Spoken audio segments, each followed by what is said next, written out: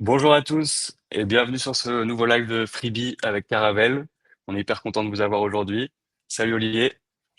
Salut Antoine, salut à tous. Euh, Aujourd'hui, on va traiter un sujet hyper important qui est sa retraite en tant qu'indépendant.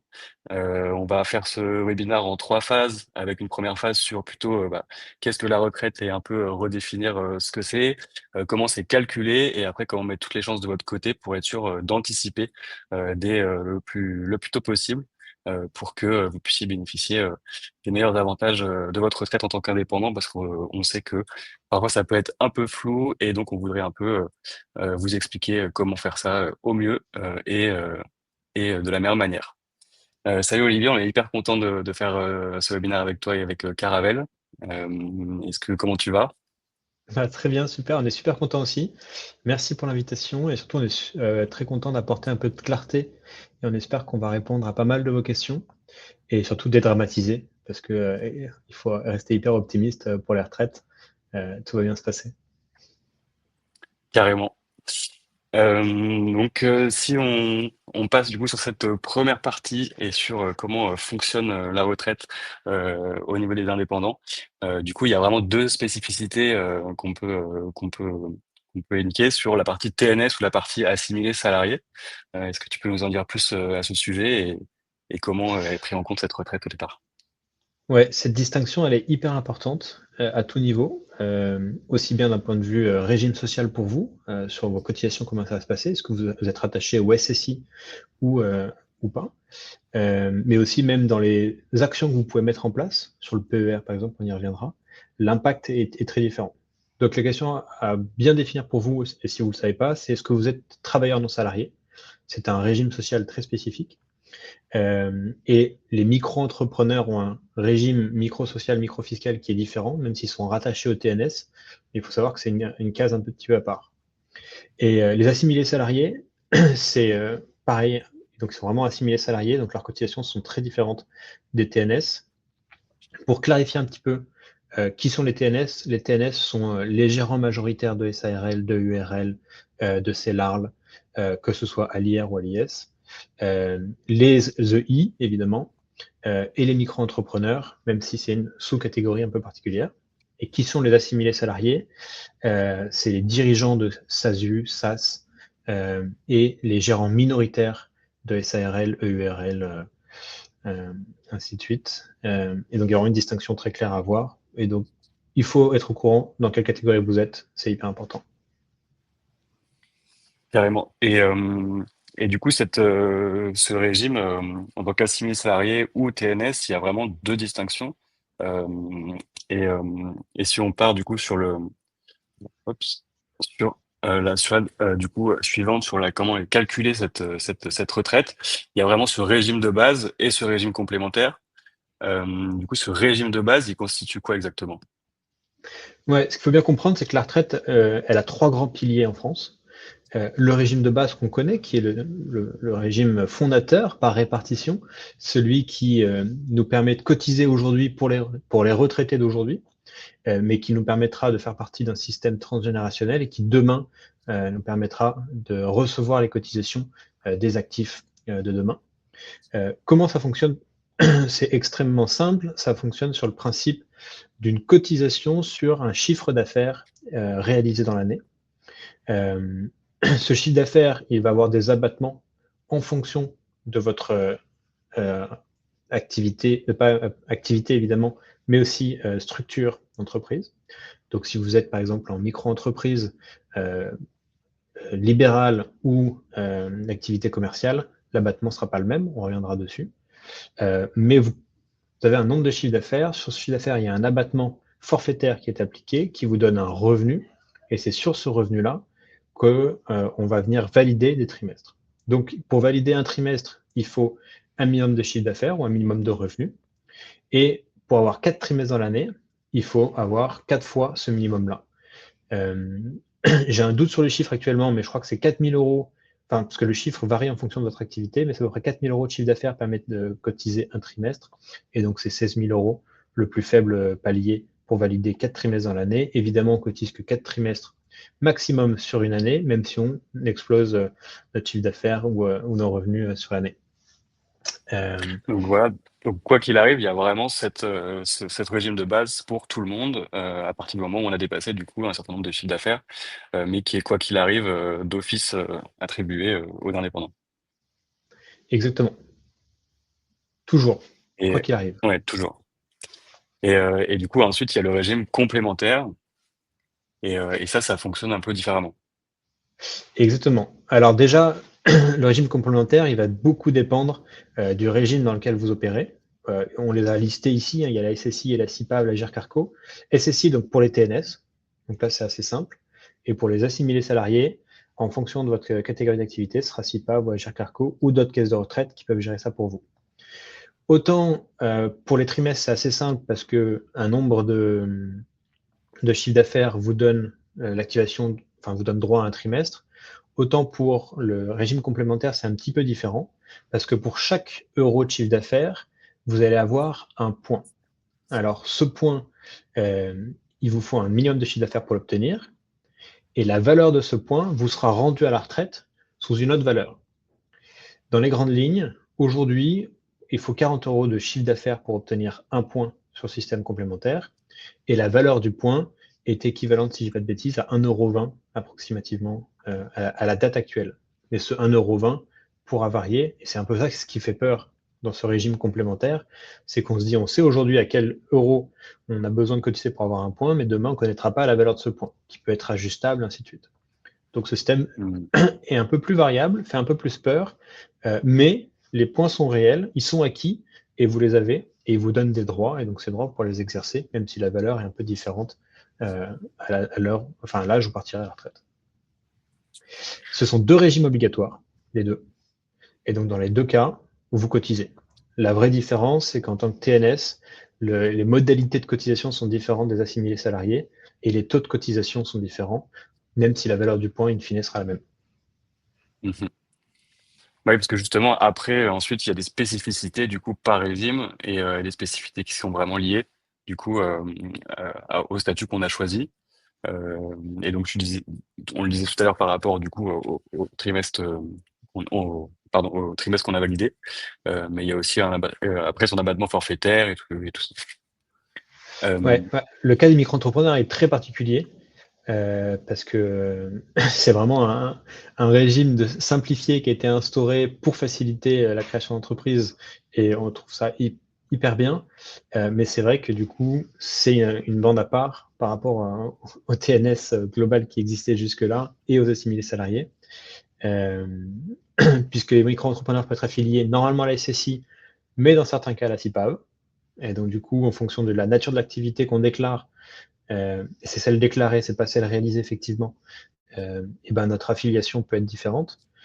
Euh, et ce que je disais aussi, c'est qu'en fonction du type d'activité qu'on a, si on est BIG, BNC ou autre, et ben l'abattement sera pas le même. Et si on fait une activité libérale, l'abattement sera plus faible que si on a fait une activité commerciale ou de vente de marchandises. Et donc, tous ces abattements-là, c'est pour ça qu'on peut raisonner soit en chiffre d'affaires, soit en abattement, qui donne le revenu. Mais c'est important d'avoir cette distinction-là, que ce qui est pris en compte, c'est pas le chiffre d'affaires, c'est votre CA moins l'abattement lié à votre activité. Donc, c'est 34% pour les activités libérales en micro-entreprise, 70%, si je ne dis pas de bêtises, pour les activités commerciales dites de vente de marchandises. Et donc, si vous faites un chiffre d'affaires en vente de marchandises de 20 000 euros, bon, ben, votre abattement il est de 14 000 euros, donc là, le revenu pris sera les 6 000 euros. Alors qu'en activité libérale, l'abattement étant de 34%, pour 20 000 euros de chiffre d'affaires, eh ben, vous serez à 13 600, si je ne dis pas de bêtises, euros de revenus qui seront pris en compte par l'administration fiscale et par les caisses de retraite. et du coup, c'est assez du coup différent, mais on reste sur le même principe sur les TNS, parce qu'on sera déclaré plutôt sur le résultat, et pas du coup sur son chiffre d'affaires moins abattement, quoi. Exactement. Parce que la principale différence entre les micros et les travailleurs non salariés, c'est que les travailleurs non salariés peuvent déduire des charges professionnels. Et donc, le système de cotisation va être basé sur leurs bénéfices imposables.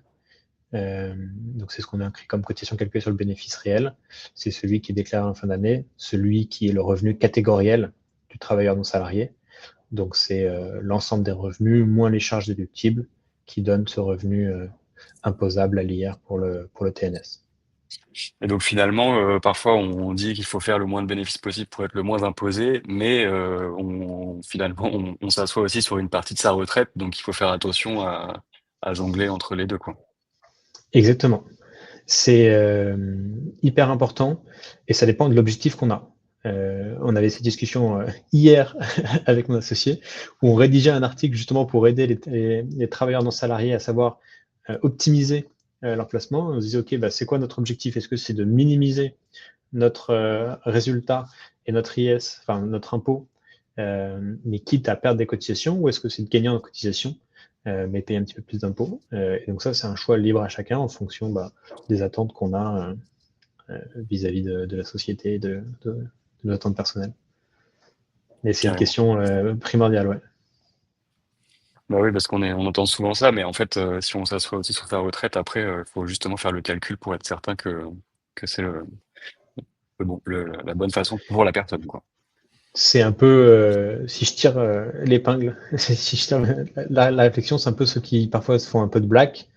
Bon, bah oui, ils payent pas d'impôts, pas de cotisation, rien. Donc c'est un gain aujourd'hui immédiat, mais en fait, c'est des droits qu'ils perdent à l'avenir. Mmh. Donc c'est un peu la même réflexion non pas que j'incite du tout à faire du black, mais c'est une réflexion similaire. Tout à fait. Et du coup, les assimilés salariés, donc tout ce qui va être dirigeant de SASU ou dirigeant de SAS, eux, ils cotisent pour le régime général. Exactement. Et il y a aussi les gérants minoritaires de SARL qui sont inclus dans les assimilés salariés. Euh, et eux, c'est comme s'ils étaient, pour la retraite, c'est vraiment équivalent au régime salarial. Autant ils n'ont pas le droit au chômage, aux cotisations chômage.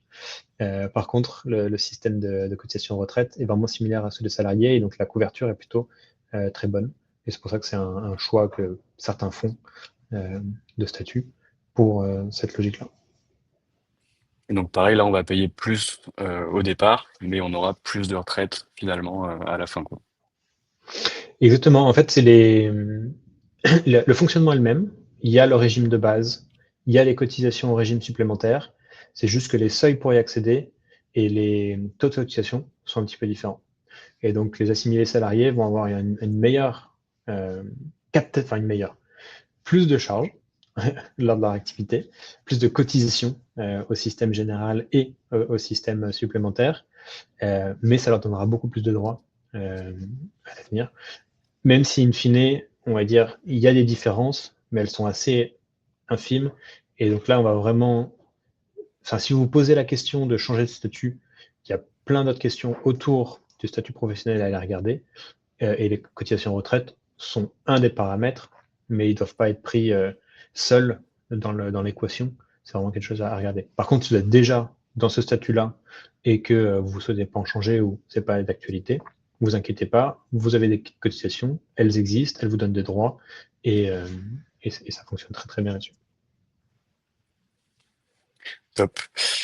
Euh, du coup, si on passe un peu sur cette partie, du coup, comment mettre toutes les chances de son côté, il y a plusieurs manières du coup d'anticiper sa retraite. Et il y a notamment un sujet que vous connaissez particulièrement bien, qui est le plan d'épargne retraite. Est-ce que tu peux nous le redéfinir en un mot simple? Ouais, avec plaisir. Et je rebondis juste sur comment mettre ses chances de son côté, parce que ça rebondit à ta question de tout à l'heure. C'est aussi, en fait, ne pas forcément minimiser tous ses droits et maximiser enfin, réduire j'ai perdu mon mot, mais son bénéfice imposable, parce que ça peut donner droit à plus de cotisations et donc plus de droits aussi à l'avenir. Donc c'est aussi un jugement à dire, est-ce que je perds un petit peu aujourd'hui, mais je gagne plus en droit demain? Euh, il y a aussi ce levier-là à avoir. Mais le PER, du coup, donc c'est le troisième pilier de la retraite. Donc il y a le régime général, le régime supplémentaire et le régime complémentaire, qui lui est complètement facultatif et qui fonctionne sur le modèle de capitalisation. Le principe est assez simple. L'idée, c'est de se dire qu'on va se doter chacun de sa propre retraite et on va mettre en place, on va alimenter un, une cagnotte qui va être investie et qui va permettre de grandir, et avoir une meilleure retraite plus tard. Comment ça fonctionne? C'est une enveloppe fiscale. Une enveloppe fiscale, c'est quoi? C'est comme une assurance vie ou un PEA, un compte titre si ça vous parle. Et donc, c'est un produit d'investissement qui est géré par une société de gestion ou un assureur, dans lequel vous pouvez verser soit depuis votre entreprise, donc alimenter votre PER soit directement depuis votre entreprise, soit l'alimenter à titre personnel. C'est un contrat qui est rattaché à votre personne physique. Donc même si vous l'alimentez avec votre entreprise, c'est vous qui détenez les droits. Et on reviendra sur les détails des impacts que ça peut avoir dessus.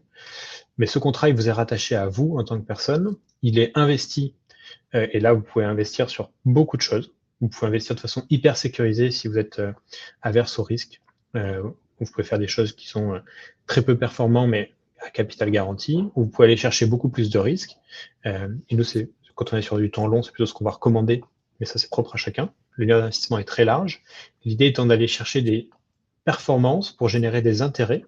Et ces intérêts se capitalisent au fur et à mesure et font que si on met 100 euros tous les mois pendant 20 ans, on va avoir, alors mon chiffre n'est pas bon, mais 50 000 euros à la retraite et 50 000 euros qu'on pourra bénéficier.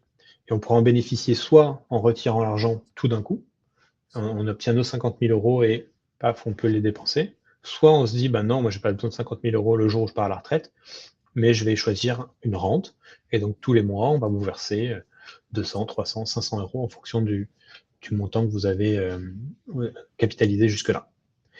Donc c'est un produit qui a été créé en 2019 par l'administration, par le gouvernement, et qui a un avantage clé, c'est la déduction fiscale, puisque chaque versement qui est effectué sur un PER peut venir en déduction soit du revenu imposable, de votre revenu catégoriel en tant que TNS, soit de votre revenu imposable sur votre avis d'imposition à l'IR. Mhm. Voilà, je suis Ouais, parti donc peut-être un petit peu loin, j'ai pas passé les slides. c'était pour juste préciser que oui, il y a effectivement encore des spécificités en fonction du statut, quoi. Et donc là, on a une petite question qui s'affiche à l'écran. Est-ce que le PER est intéressant à 58 ans? C'est-à-dire de Alors, commencer à investir à 58 ans. ça peut l'être. En fait, il n'y a pas de réponse unanime là-dessus, Tania.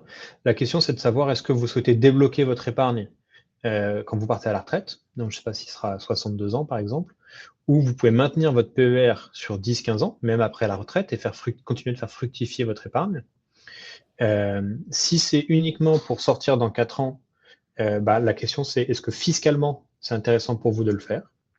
C'est-à-dire, est-ce que si vos revenus sont importants et que vous souhaitez réduire votre impôt, oui, c'est intéressant d'ouvrir un PER. Si vos revenus sont pas très imposés ou trop faibles pour être imposés, peut-être qu'il faut mieux utiliser une autre enveloppe type l'assurance vie qui sera plus souple et plus flexible que le PER. Parce que le PER a la particularité d'offrir une déduction fiscale, mais la contrepartie, c'est que l'argent est bloqué, sauf cas spécifique, mais c'est bloqué jusqu'à la retraite. Donc, si vous avez besoin de votre argent avant la retraite, il ne faut pas investir tout son argent sur le PER parce qu'il sera bloqué. Et donc, ça, c'est hyper important à avoir en tête.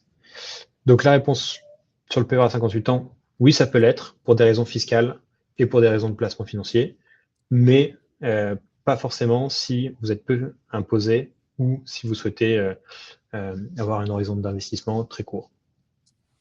Oui, parce qu'encore une fois, c'est vraiment le fait de durer dans la durée de tous ces versements qui va faire que son capital sera beaucoup plus gros en sortant de la retraite. Donc à 58 ans, il reste plus encore beaucoup d'années avant d'arriver à la fin de la retraite. Exactement. On a une question d'Anaïs qui demande si est-ce qu'on peut choisir le montant de la rente mensuelle. Donc Alors, peut-être s'il y a un minimum de départ.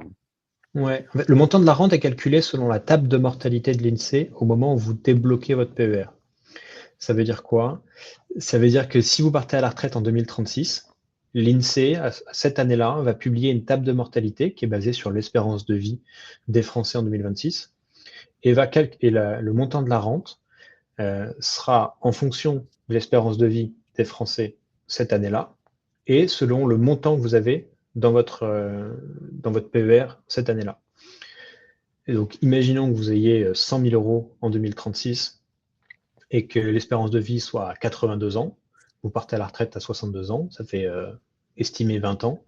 Dans les grandes lignes, la table de mortalité, même si c'est beaucoup plus complexe que ça, va se dire, bon ben, 100 000 euros sur 20 ans, ça fait 240 mois, et ben on divise 100 000 par 240 et c'est grosso modo le montant que vous aurez pour l'avoir.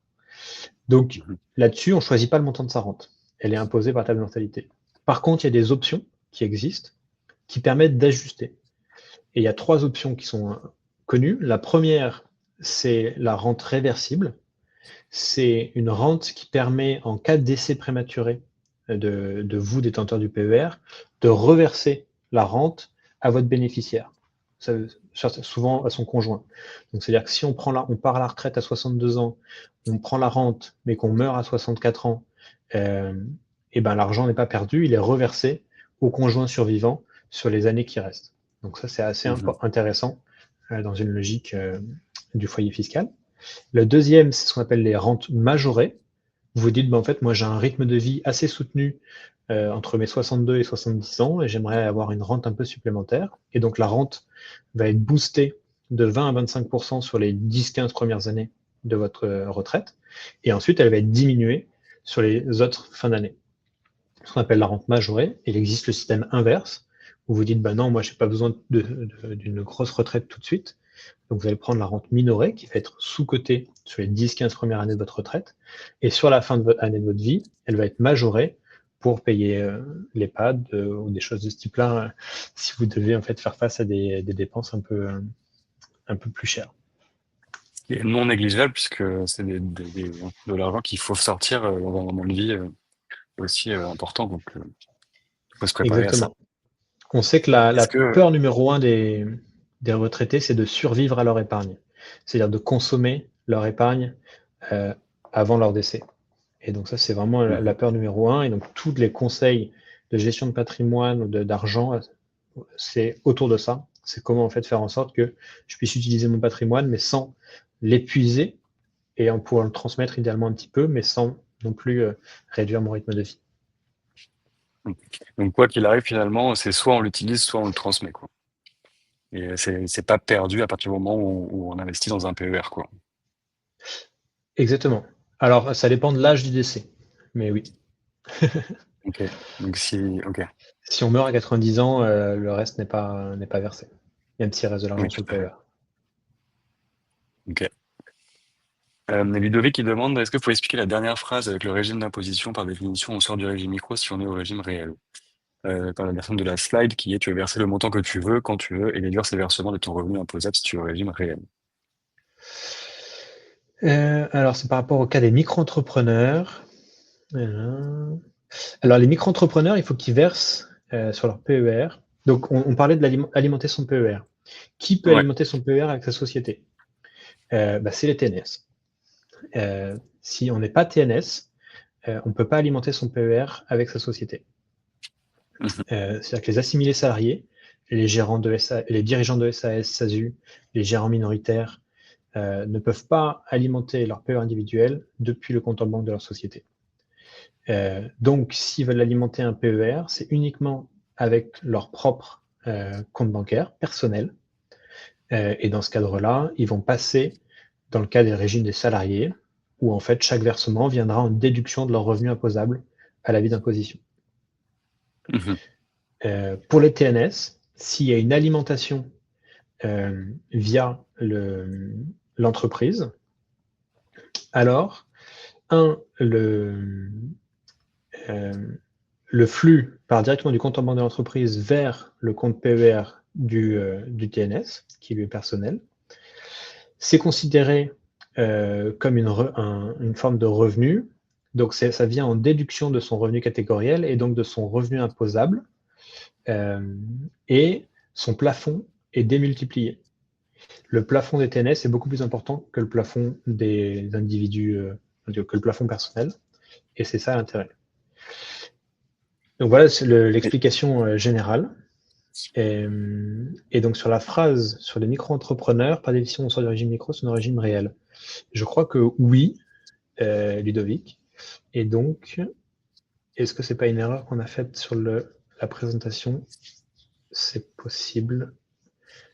Euh, Alors, en fait, on disait qu'on pouvait j'ai un déduire doute. son revenu imposable, mais Mais c'est ce que tu disais, ça va descendre du coup, le revenu et donc la régime de base.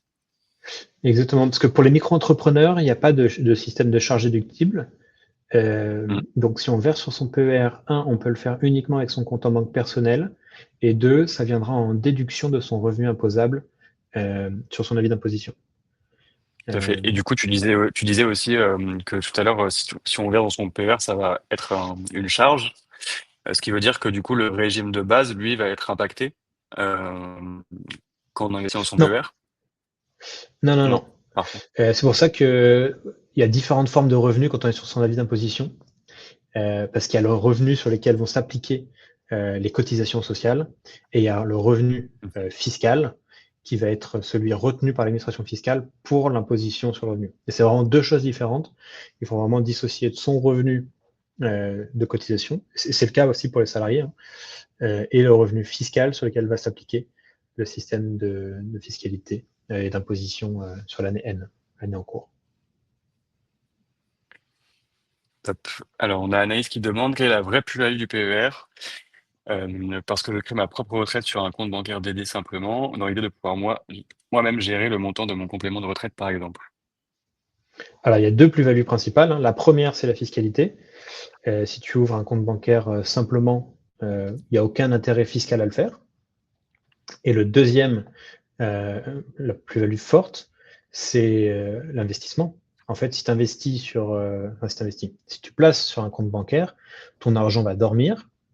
Et donc, déjà, facialement par rapport à l'inflation, tu vas perdre du pouvoir d'achat. Si tu mets 1000 euros par mois, par an sur ton compte bancaire, ben en année 1, tu peux t'acheter l'équivalent de 1000 euros, mais en année 2, avec l'inflation, tu pourras t'acheter un peu moins de choses. Et donc, sur 20 ans, tu vas perdre de la valeur. Alors qu'en investissant sur un PER, nous, on va l'investir, on va aller chercher de la performance. Et donc, l'idée, c'est un, évidemment, de battre l'inflation, mais deux, aussi d'apporter un intérêt supérieur pour que tu puisses faire un effet boule de neige. Comment ça fonctionne? Si on place 10 000 euros en année 1 et qu'on fait 5% euh, de, de plus-value sur l'année, on va avoir 10 500 euros en fin d'année. Et donc, ces 10 500 euros vont eux-mêmes générer des intérêts.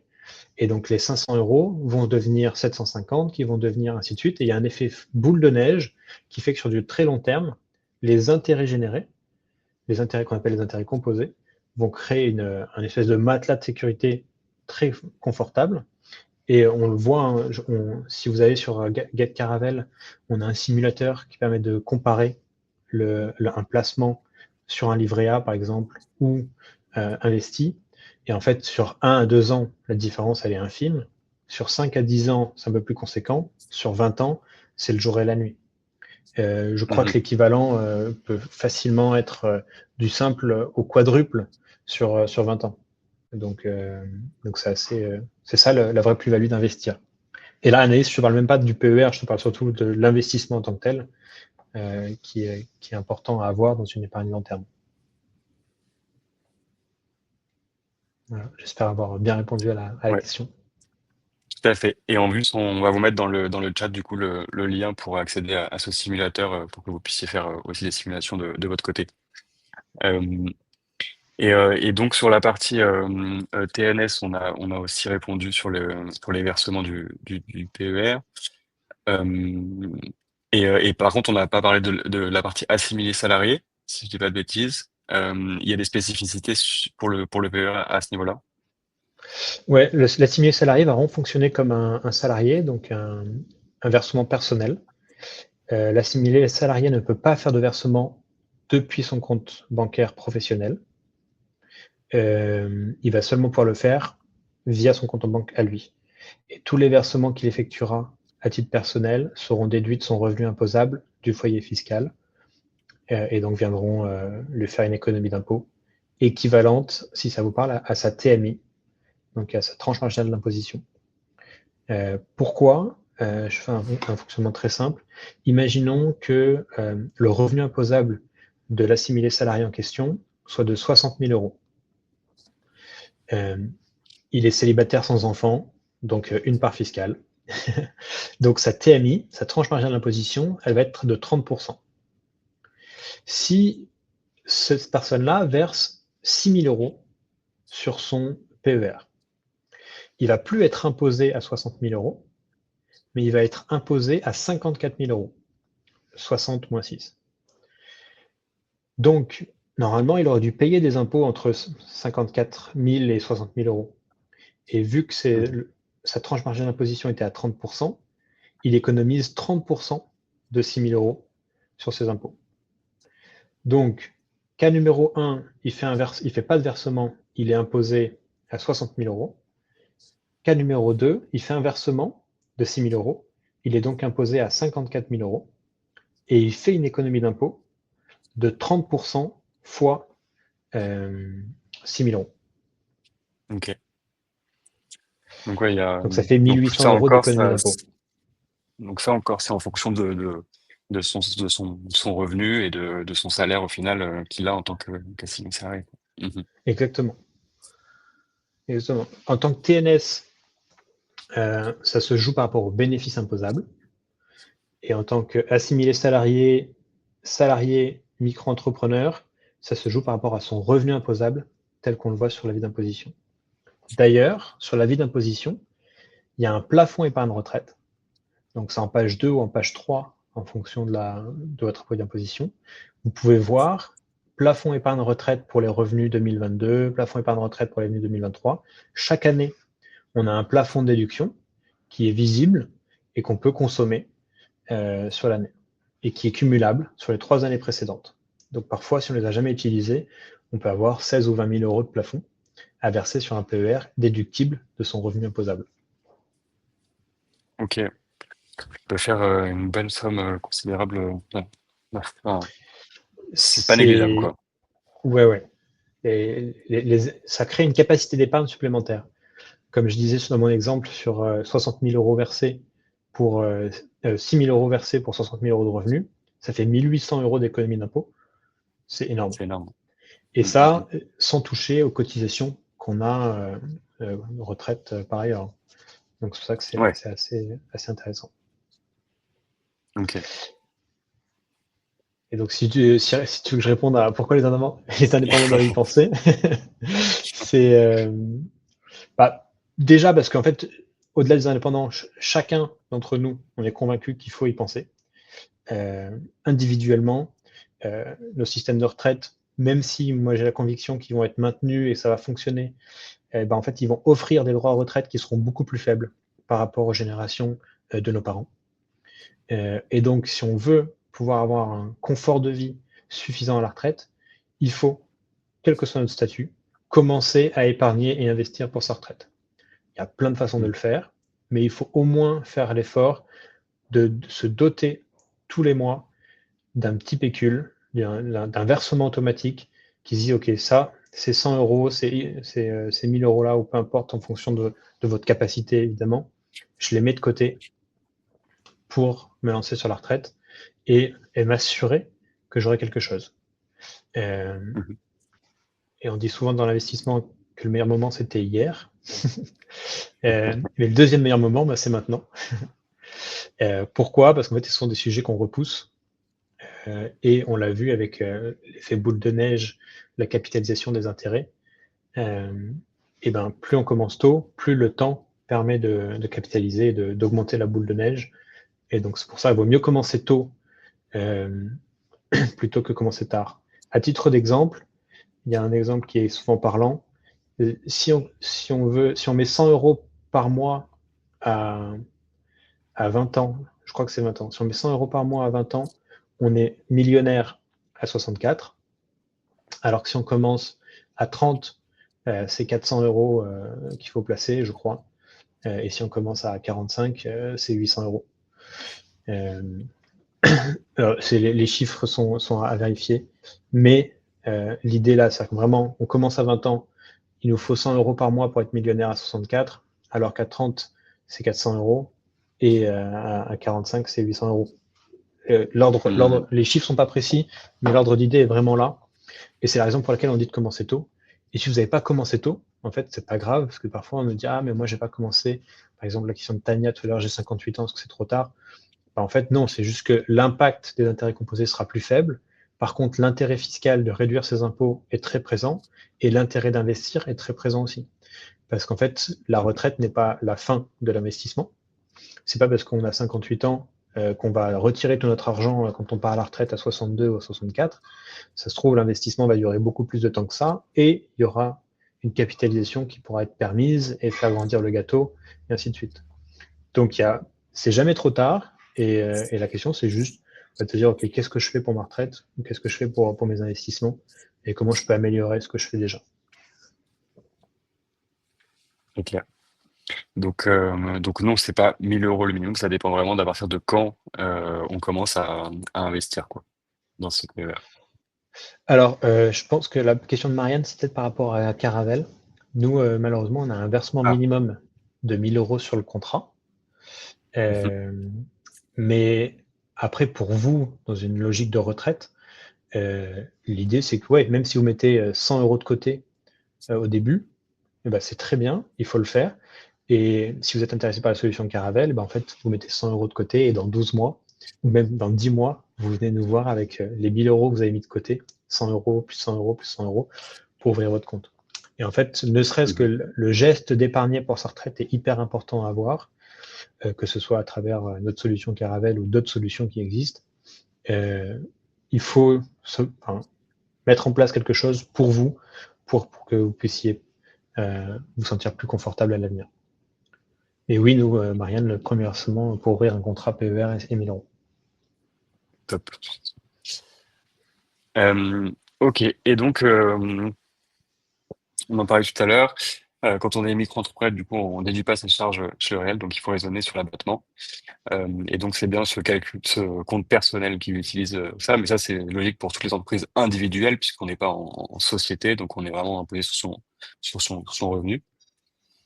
Euh, Exact. et, euh, et du coup sur la partie travailleur non salarié, tu parlais tout à l'heure de 10% de son bénéfice en 2025, qu'on pouvait du coup poser. Tu peux préciser Ouais. ça sur le pass? En fait, donc le PAS, c'est le plafond annuel de la sécurité sociale. C'est un montant standardisé, actualisé chaque année pour donner des ordres d'idées des droits sociaux qu'on peut acquérir au long de sa vie. Et donc, on l'utilise, enfin, l'État l'utilise pour définir les montants maximums qu'on peut verser sur son PER chaque année. Alors, on peut verser plus, c'est juste que ce sera le montant maximum déductible qu'on peut déduire de son revenu imposable. Euh, donc, quand on est TNS, le plafond est équivalent à 10% du PASS ou de son bénéfice, plus 15% entre un PASS et 8 PASS. Ça veut dire quoi? Ça veut dire que, je vais prendre un exemple chiffré. Si on fait 30 000 € de bénéfice, notre plafond, ça va être 10% de 30 000 €, donc 3 000 €, plus 15% entre 1 et 8 passes. Donc 15%, le pass est à 43 000 € en 2025, donc c'est 15% euh, normalement entre, j'ai une bêtise, entre 1 et 8 passes, donc entre 40 000 et 8 fois 40 000, 8 fois 4, 24, 280 000 €, quelque chose comme ça. Donc c'est un plafond hyper important. Pourquoi? Parce que quand on investit d'un point de vue particulier, le plafond, c'est seulement 10% de ses revenus qui est accessible. Ou 10% du pass si nos revenus sont inférieurs au pass. Ok.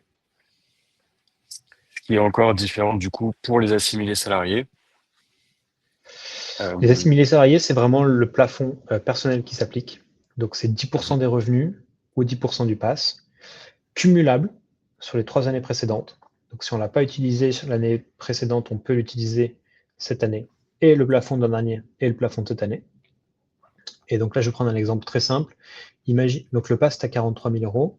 Si notre revenu imposable est de 30 000 €, notre plafond, ce ne sera pas 10% de 30 000 €, ce sera 10% de 43 000 €. Donc ce sera 4 300 €. Si par contre notre revenu est supérieur au pass, le plafond sera 10% de notre revenu. Donc si on gagne 60 000 €, le plafond de versement sera 6 000 €. Ok. Et donc c'est intéressant, même si on a des petits revenus, parce que le plafond est là. Après, il faut avoir la capacité financière pour pouvoir investir sur un PER, mais fiscalement, ça reste très intéressant. La question qu'il faut se poser, c'est par rapport à notre TMI. Là, si là, on est peu imposé, donc si on a des petits revenus, notamment si on est dans la tranche à 0%, on peut investir sur le PER, mais dans ce cas-là, il ne faut pas déduire. Si vous choisissez de ne pas déduire vos versements sur le PER, c'est possible. En fait, vous aurez un avantage à la sortie. Vous aurez un allègement fiscal très important au moment où vous allez débloquer votre retraite. Et donc, quand vous ouvrez un PER, il n'y a pas à vous dire est-ce que je déduis ou est-ce que je ne déduis pas. La question de la déduction se fait à chaque versement. Donc, vous pouvez très bien ouvrir un PER aujourd'hui et décider de déduire vos versements parce que vous avez eu un gros revenu en 2025. Par contre, si vous savez que votre revenu sera plus faible en 2026, vous pouvez quand même alimenter votre PER, mais choisir de ne pas déduire les versements que vous allez faire en 2026. Et ça, c'est une question qui se fait à chaque versement. Et du coup, vous alimentez deux sous-contrats différents. Le PER, c'est une grosse poche, et dedans, vous avez deux petites poches. Une poche déductible, une poche non déductible. La poche déductible vous offre les avantages fiscaux aujourd'hui. La poche non déductible vous offrira un allègement fiscal très important le jour où vous débloquerez votre argent. Parce que justement, à la fin, pour débloquer cet argent, il y a une partie qui reste imposable sur ce PER. Exactement. Au moment où vous débloquez, il y aura. Alors, c'est une enveloppe fiscale, donc il y a un allègement. C'est plafonné au PFU, donc à la flat tax, de 30% aujourd'hui, sur les plus-values générées. Hmm. Si vous avez Les plus-values à quel moment, pardon? Sur les les plus-values plus-values au de... moment où vous débloquez votre Ok. argent. Donc, si on investit en 2025 10 000 euros, qu'on fait 5 000 euros de plus-value et qu'on le débloque en 2035, on paiera 30% sur les 5 000 euros de plus-value générée, si on a déduit. C'est clair. Donc les plus-values, c'est ce que tu disais tout à l'heure, c'est par rapport à cet effet boule de neige, c'est tout ce qu'on aura récupéré en plus de ces versements tout au long de tout au long de son PER. Exactement. C'est Ok. les intérêts. C'est le fruit des intérêts. Bien. Ouais. Et je me permets de lancer les questions aussi parce que je vois qu'il y a pas mal de petites questions. Est-ce que Victor, tu pourrais nous afficher les questions à l'écran? Je suis à la CIPAV, je suis considéré comme TNS de David. Alors, ça ne Euh, dépend pas si vous êtes à la CIPAV ou pas. Ça dépend de votre statut, David. hmm, Pas sauf si tu me contredis, Antoine, mais tout à fait. euh, est-ce que vous Si tu êtes peux préciser, gérant de SARL ou ou micro-entrepreneur ou il faut apprécier votre statut. il me semble que David est micro-entrepreneur, si je dis pas de bêtises. Euh, on a une deuxième question de Julien, en attendant que David réponde. Si nous alimentons le maximum d'euros sur le PER en fin d'année, les impôts peuvent nous reverser un dû. Bien sûr, chaque cas est différent selon le TMI, si nous avons une personne à charge, etc. Oui, tout à fait, Julien. En fait, s'il y a un prélèvement à la source, par exemple, et que l'État prélève 2 000 euros au total sur l'année, mais que vous devez payer seulement que 1 500 parce que vous avez fait un versement sur votre PER, alors oui, il vous remboursera le surplus. Et ça dépend évidemment de votre nombre de parts fiscales, de votre TMI, du foyer fiscal, et ainsi de suite. Donc, et ça va se jouer. Ce qui est important de savoir, c'est que les versements sur le PER viennent réduire le plafond de votre foyer fiscal. Donc, si vous avez, vous, 30 000 euros de revenus, votre conjointe, 40 000 euros de revenus, vous avez un foyer fiscal imposable à 70 000 euros de revenus. Là, s'applique le quotient familial, et ainsi de suite. Mais les versements viendront réduire les 70 000 euros et donc viendront réduire les impositions de vos deux personnes, enfin du foyer fiscal et donc assimilé aux deux. Sauf si vous avez décidé de déclarer vos impôts séparément, mais si vous déclarez conjointement, alors le versement sur un PER individuel vient réduire le plafond, enfin le revenu global du foyer fiscal. Donc ça, c'est important à avoir en tête.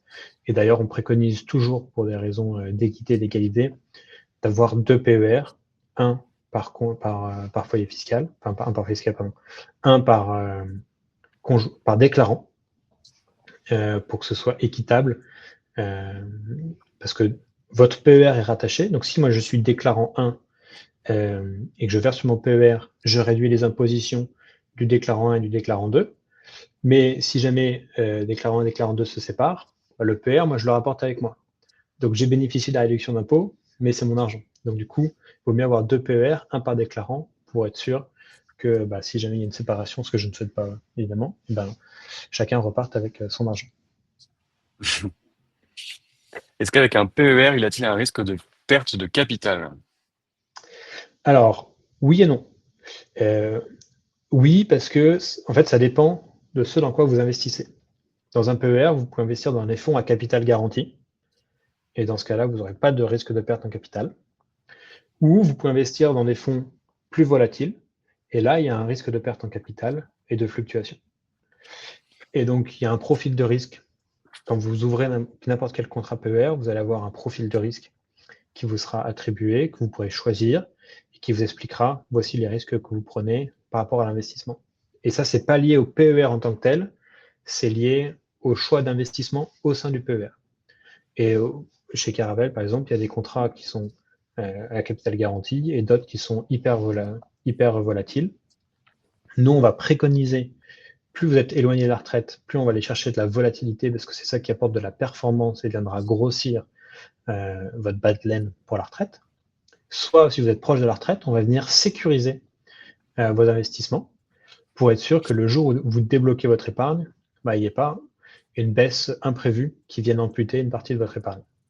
Et donc là-dessus, nous, on a une gestion qu'on essaye la plus fiable possible pour venir gagner de la performance plus on est loin de votre horizon et venir sécuriser au fur et à mesure plus on est proche de votre horizon de retrait.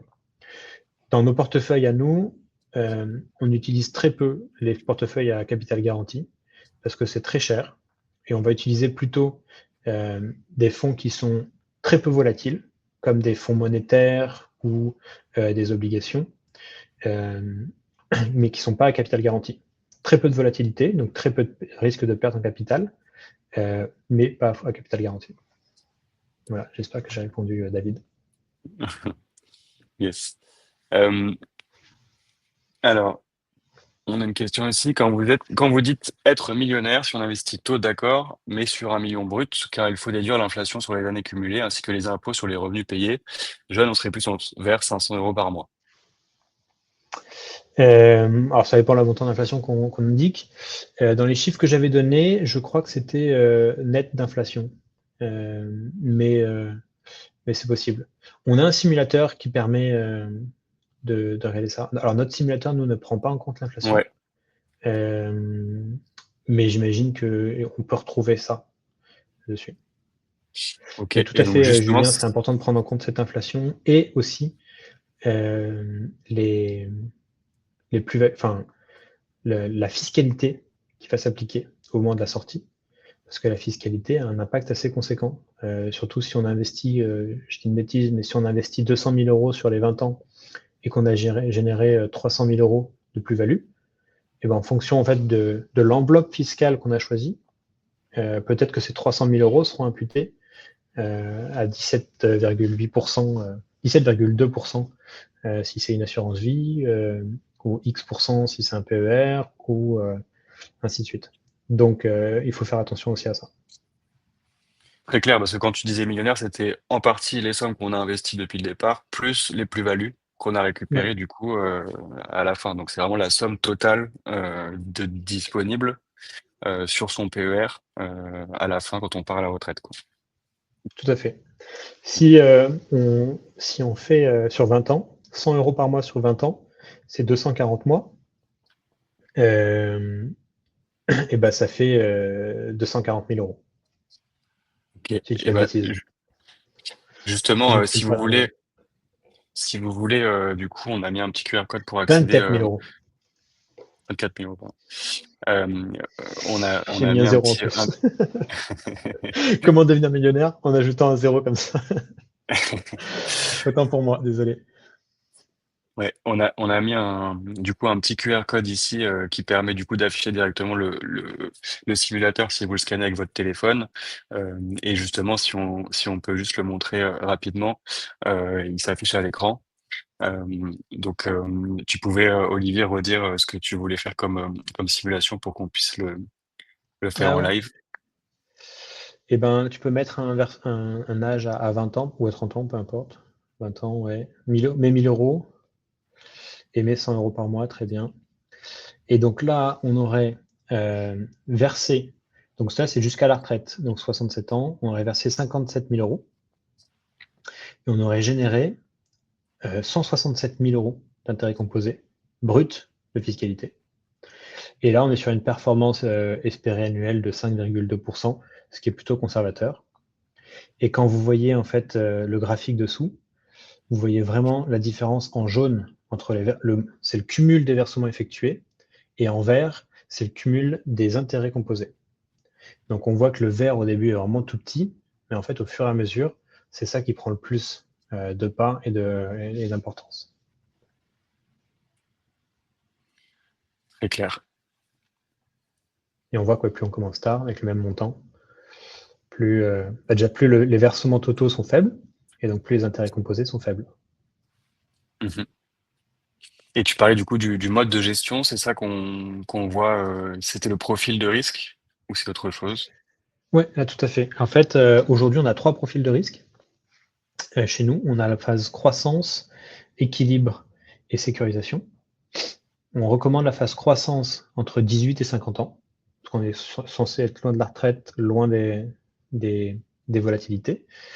À 50 ans, on propose de passer sur le profil équilibre, parce que il y a moins d'actions. Croissance, c'est 100% action. Donc c'est hyper risqué. Ça peut être volatile. Euh, Équilibre, c'est 80% action, 20% sécurisation. Et sécurisation, c'est 20% action et 80% euh, sécurisation, enfin sécurisation de fonds monétaires ou de fonds obligataires dessus. Et donc on Ok. voit les Et comment vous faites performances et pour... Pardon. non, je rebondissais Je sur t'en prie. l'image qu'on voyait à l'écran. Par exemple, ici sur les données de graphique, on voit qu'en 2022, on a fait une très mauvaise, enfin l'année 2022 a été une très mauvaise performance, alors que sur les années qui suivent, si tu dézoomes sur le graphique, hop là, ouais, on peut voir que les années qui ont suivi étaient bien meilleures. Et donc, pourquoi est-ce qu'on va venir sécuriser? Parce que si jamais on partait à la retraite en 2022 et qu'on avait besoin de retirer, et qu'on était sur le plan croissance, ben, on se tapait moins 20% sur notre épargne. Donc, c'est pour ça qu'on vient sécuriser. Par contre, on voit que sur la performance cumulée, c'est une très bonne performance et ça nous permet vraiment d'aller chercher de la performance. Si tu reviens sur la D'où page le, d'avant, d'où le fait de le faire aussi sur plusieurs années et pas sur peu d'années, puisqu'on aura moins de risques du coup d'avoir une mauvaise situation, quoi. exact. Et donc là, si tu descends un petit peu, hop là, on voit les performances cumulées ici. Donc on voit que par exemple, en bas, c'est le profil de sécurisation, le trait du milieu, c'est le profil équilibre, et le profil de croissance. Donc on voit que la performance est moins bonne, mais la volatilité est Et le plus risque, faible. Le risque est plus faible. très clair. Et justement, on a une question qui était en rapport avec si on veut débloquer avant et si on veut pas travailler jusqu'à 67 ans et attendre la retraite. Est-ce que c'est quelque chose qui est possible avec le PER? Ouais, tout à fait. En fait, vous pouvez débloquer le PER à partir du moment où vous demandez de partir à la retraite. Donc, si vous décidez de partir à la retraite à 58 ans, vous pourrez débloquer votre PER. Le PER est débloquable en 5 cas. Le départ à la retraite. Et ensuite, il y a 4 cas qui sont... Il y a un cas heureux, c'est l'achat de la résidence principale. Donc, vous pouvez débloquer votre PER à tout moment pour acheter votre résidence principale, même si ce n'est pas la première, hein, mais c'est votre nouvelle résidence principale, vous pouvez le débloquer. C'est pas quelque chose qu'on recommande parce que la fiscalité qui va s'appliquer sera pas bonne et vous fera perdre l'intérêt d'avoir coté sur le PER. Donc, si vous voulez anticiper l'achat d'une résidence principale, investissez dans une assurance vie ou un PEA ou un autre produit. et conservez vraiment le PER pour votre retraite. C'est un produit fait pour ça, construit pour ça. La gestion financière derrière est adaptée à ça et, euh, et fiscalement, c'est intéressant pour ça. Mais pour tout le reste, vous pouvez utiliser d'autres enveloppes fiscales. Mais vous pouvez débloquer euh, en cas de rachat, en cas de retraite, départ à la retraite, en cas d'achat de résidence principale. Et après, il y a 3 cas qu'on espère que vous ne serez pas dedans. C'est un cas de surendettement personnel, un cas de liquidation de votre structure juridique ou un cas d'accident physique hyper grave qui vous empêcherait de travailler. Et il y a ensuite d'autres cas très spécifiques, mais qui sont résidence Ok, donc, principale, expiration au droit chômage, liquidation judiciaire non salariée, invalidité du donc, titulaire ou de surendettement. ok. Donc tout ça, on peut retrouver ça dans votre guide derrière pour Ouais, expliquer tous les différents exactement. cas en fonction du cas. Ok, top. Et justement, on touche bientôt à sa fin et on aimerait bien ne pas trop dépasser, même si c'est un sujet avec on a donné beaucoup d'infos. Est-ce que tu peux revenir un peu sur Caravelle, sur pourquoi en fait tu as voulu monter cette société avec tes cofondateurs Ouais. et quel était un peu ton constat à l'époque, parce que ça fait quelques années déjà. Ouais, Et donc on aussi, a créé Caravelle il y a est-ce que 5 vous ans. pouvez proposer d'autres que le PER sur les grandes lignes? Ouais, avec plaisir.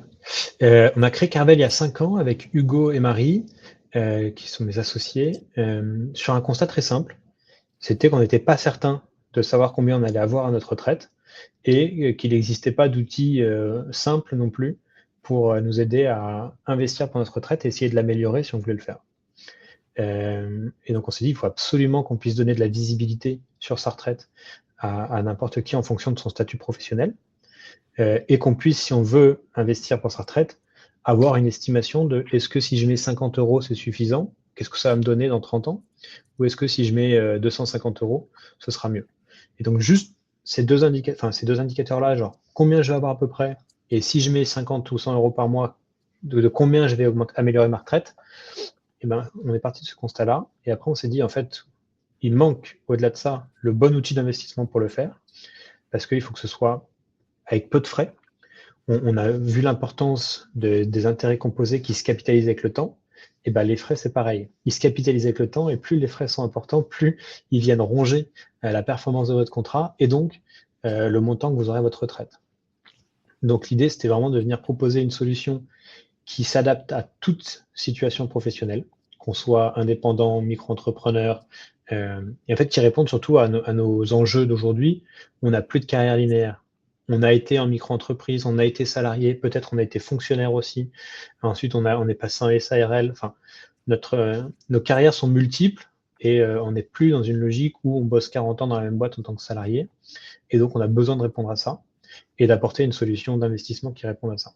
Donc ça, c'était le premier enjeu, accompagner nos carrières multiples. Le deuxième, c'était proposer une solution d'investissement qui soit alignée sur nos convictions. Et le principe, c'est un peu de se dire, ça sert à rien d'être le plus riche du cimetière. En fait, la logique, c'est un peu, ça sert à rien d'être riche dans un monde s'il est à feu et à sang. Et donc, on s'est dit, certaines personnes boycottent certaines entreprises dans leur quotidien, mais de l'autre côté, les financent directement à travers leur assurance vie ou leur PER. Et donc, il y a une espèce de schizophrénie là-dessus. Et donc, sinon, il faut qu'on offre une transparence sur ce dans quoi on investit. Donc, la liste des entreprises et l'ADN dans lequel on fait. Et donc, on investit que dans des entreprises alignées à Accord de Paris, des fonds qui s'engagent à réduire leur empreinte carbone pour essayer, en fait, d'aller, en fait, un, améliorer notre retraite financière, mais deux, améliorer notre retraite dans l'environnement dans lequel on sera le jour où on partira à la retraite. Et donc pour ça, on a créé Caravelle qui s'est hyper bien développé. Aujourd'hui, on accompagne un peu moins de 3000 clients au quotidien et on fait partie d'un groupe qui s'appelle Indexa Capital depuis 2024. C'est 130 000 clients en Europe qu'on accompagne, c'est 4 milliards d'encours sous gestion. C'est une boîte évidemment rentable, régulée, agréée, agrémentée, euh, vraiment conçue pour le long terme et donc pile poil dans l'ADN qu'on veut avoir pour nos clients, c'est être là pour eux sur les 30-40 prochaines années et pouvoir les accompagner dans leurs décisions d'investissement. Et donc pour les clients, qu'est-ce qu'on a? On a un PER ou une assurance vie qui va sortir très très bientôt, normalement d'ici un mois et demi, et ce sera la même ADN. L'idée, c'est de se dire, j'ai envie d'investir pour le long terme, pour ma retraite, mais je suis pas sûr que le PER soit fait pour moi parce que c'est une épargne bloquée. Et donc, bah, l'assurance vie a le même fonctionnement, mais peut être débloquable et flexible à tout moment. Et donc, c'est offrir les produits d'investissement à bas frais, responsables, avec une gestion éthique, où on gère tout pour vous. C'est-à-dire qu'on vous fait des portefeuilles d'investissement qui investissent mondialement, qui sont diversifiés d'un point de vue sectoriel, graphique, à des très bas frais pour éviter de manger votre performance et alignés sur vos convictions, donc des convictions environnementales pour essayer de créer un monde qui sera viable et dans lequel on a envie de vivre dans 20 ans. Top. Bah, effectivement, je Voilà. pense que ça pourrait être même sujet d'un prochain webinaire parce que c'est un sujet aussi assez complexe, l'assurance vie, et on pourra présenter ça aussi une prochaine fois. Mais en tout cas, c'est vraiment top ce que vous proposez et la façon dont en fait, nous, on a beaucoup de retours de nos clients qui sont très contents de Caravelle, en tout cas. Bah, c'est avec Euh, plaisir. on- On a beaucoup de simulateurs, donc là, Antoine s'amuse sur notre site à vous montrer, mais il y a beaucoup de simulateurs qu'on propose gratuitement. Il y a un simulateur de performance, un simulateur de fiscalité, un simulateur de frais. Euh, c'est pas disponible en ligne, mais si vous, parce qu'il y a pas mal d'informations personnelles, mais si vous connectez, vous inscrivez, il y a un simulateur retraite connecté avec l'URSSAF.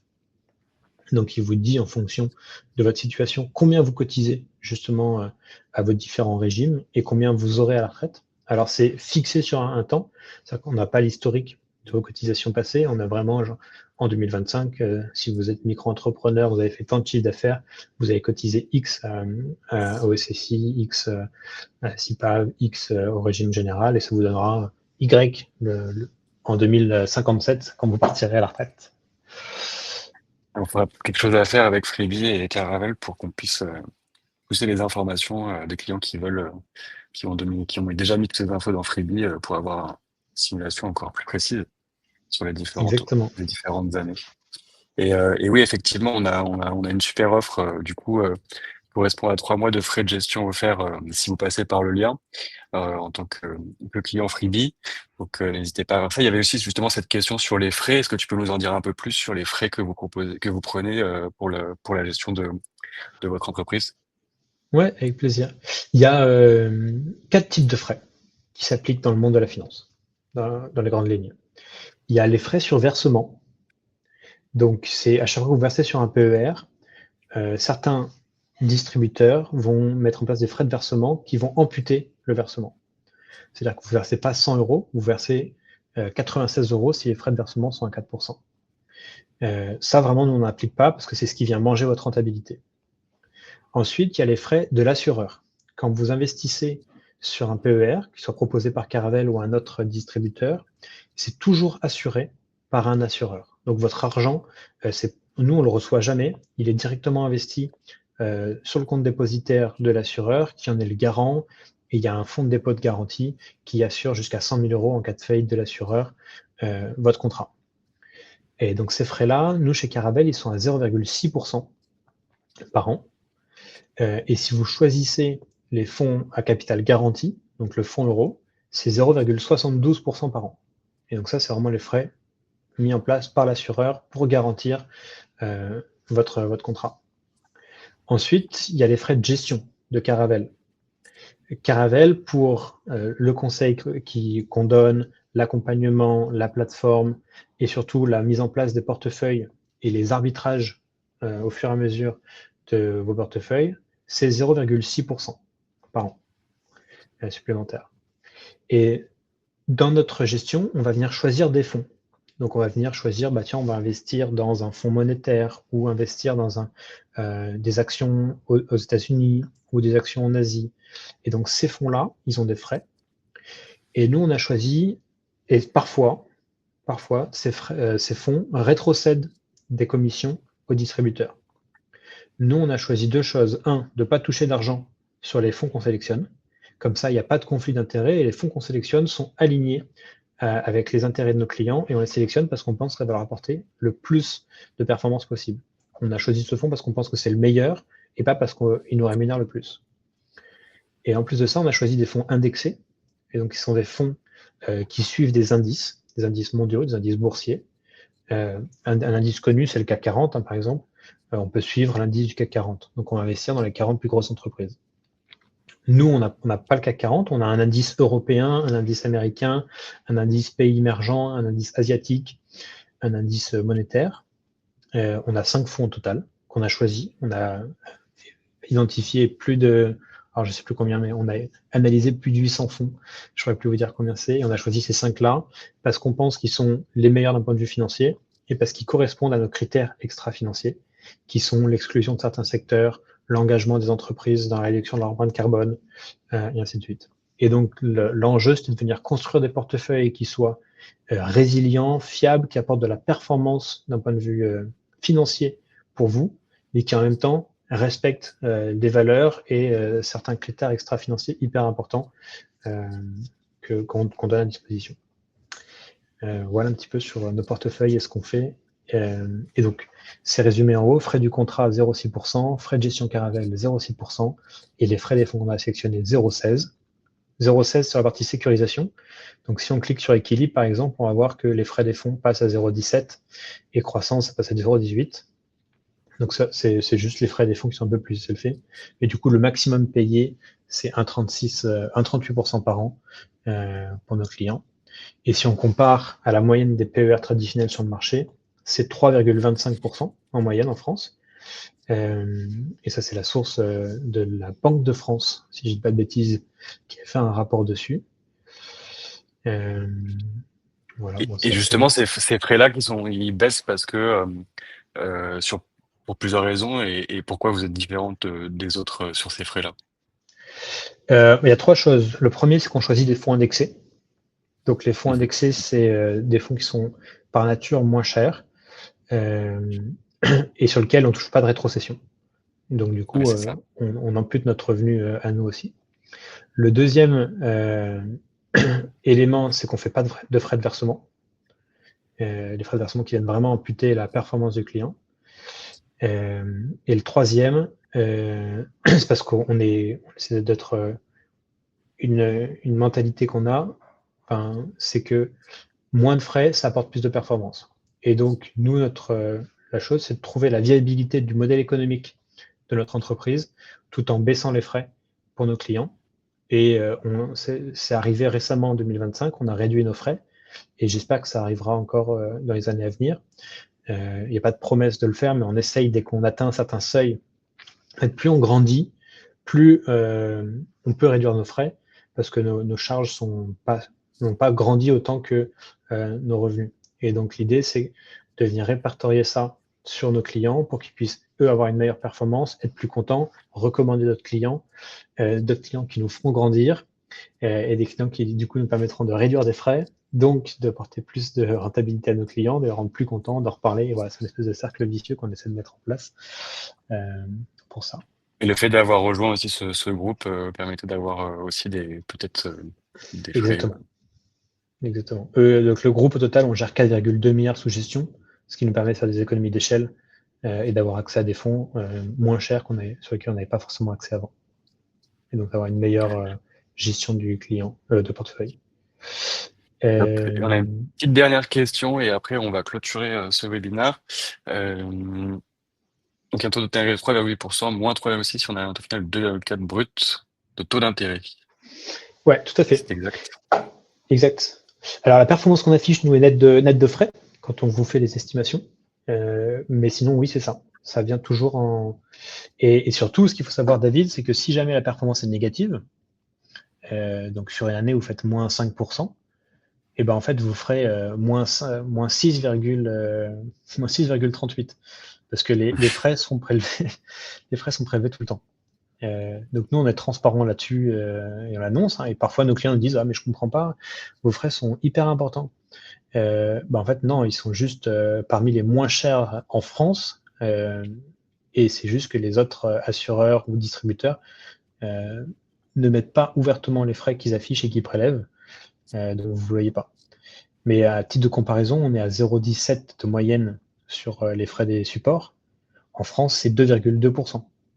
Sauf Mm. que quand on affiche la performance d'un fonds, on affiche toujours la performance nette de frais, et donc on ne se rend pas trop compte du TER, donc du frais du fonds, et ça vient vraiment diminuer la performance. Et c'est pour ça que nous, on a choisi des fonds indexés, parce qu'en fait, déjà sur 10 ans, 98% des fonds gérés activement battent pas le marché. Donc pourquoi payer un surcoût de gestion active pour, dans 98% des cas, avoir une performance inférieure au fond? Et deuxième cas, parce qu'en fait, on pense que 2% de frais, c'est beaucoup trop. Donc voilà. Merci à tous pour votre Hop, patience et questions. Et n'hésitez pas si vous avez des questions. Nos conseillers sont disponibles pour vous répondre. Et je pense que euh, Freebie aussi, évidemment, est dispo. carrément. Antoine et Victor, hein, on va les briefer. Ils vont vous répondre C'est génial. pendant les Bah vacances. merci beaucoup Olivier, c'était très instructif. Encore appris personnellement plein de choses et on a que des bons retours dans les commentaires. N'hésitez pas à partager sur les réseaux sociaux ce que vous avez pensé de ce webinaire, en story, en post, tout comme vous voulez. Et n'hésitez surtout pas du coup à regarder les liens qu'on a partagés pour aller chez Caravelle, leur poser des questions. Ils seront ravis d'y répondre. Merci beaucoup Et ben, merci Olivier, à vous. c'était super. Et on se fera un autre épisode sur l'assurance vie plus tard. Merci Salut, Antoine. Merci Céline. Merci Julien. À bientôt. merci à tout le monde, ciao.